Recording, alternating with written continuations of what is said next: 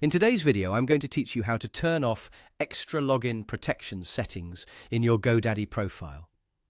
To get started, open your GoDaddy account and make sure you're signed in. If you manage more than one account or product, take a quick moment to confirm that you're in the correct profile before making any changes. This helps avoid updating the wrong account settings by mistake. Once you're inside your account, look for your profile area. This is usually where your personal account options and preferences are stored.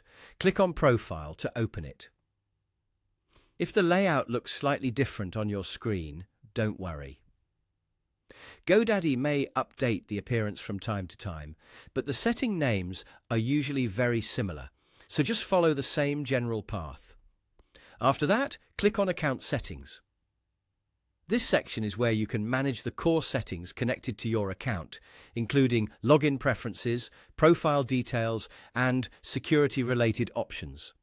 Take your time here so you don't accidentally select the wrong menu. Next, click on Security.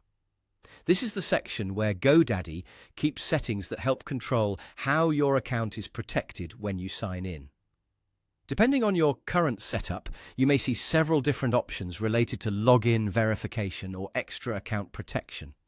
Now scroll down until you find the area labeled Enhance Security.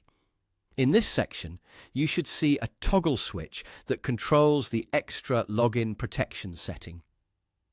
To turn it off, simply click the toggle so that the feature is disabled.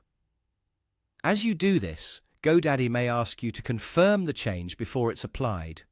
If that happens, review the prompt carefully and approve the update if you're sure you want to continue. This is normal, since security-related changes often require an extra confirmation. Once the toggle has been turned off, your extra login protection setting should no longer be active. It's a good idea to pause for a second and make sure the change is showing correctly on the page. If needed, you can refresh the screen and double-check that the setting remains off. And that's it. You've successfully turned off extra login protection settings in your GoDaddy profile.